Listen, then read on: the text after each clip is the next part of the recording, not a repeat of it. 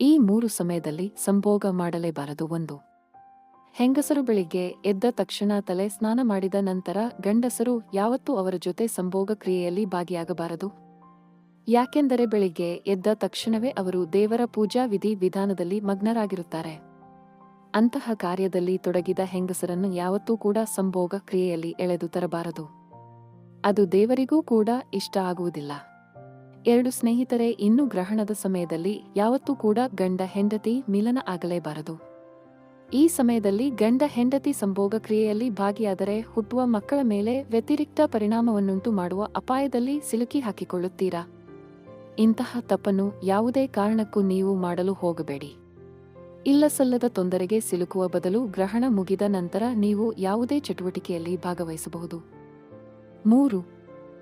ಮಹಿಳೆಯರಿಗೆ ಪೀರಿಯಡ್ಸ್ ಆದಾಗ ಗಂಡಂದಿರು ಯಾವತ್ತೂ ಕೂಡ ಅವರನ್ನು ಸಂಭೋಗ ಮಾಡಲು ಬಲವಂತ ಮಾಡಬಾರದು. ಇಂತಹ ಸಮಯದಲ್ಲಿ ಸಂಭೋಗ ಮಾಡುವುದು ತುಂಬಾನೇ ಅಪಾಯಕಾರಿ.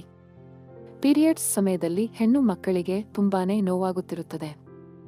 5 ದಿನಗಳ ಸಮಯದಲ್ಲಿ ಅಂತಹ ಯಾವುದೇ ಕೆಲಸವನ್ನು ನೀವು ಮಾಡಲೇಬಾರದು. ಅದು ಅವರ ಆರೋಗ್ಯಕ್ಕೂ ಕೂಡ ಪರಿಣಾಮವನ್ನುಂಟು ಮಾಡುತ್ತದೆ. ಸ್ನೇಹಿತರೆ, ಹೆಣ್ಣು ಸಂಸಾರದ ಕಣ್ಣು ಅಂತಾರೆ. ಹೆಣ್ಣು ಮನೆಗೆ ಮಹಾಲಕ್ಷ್ಮಿ ಅಂತಾರೆ.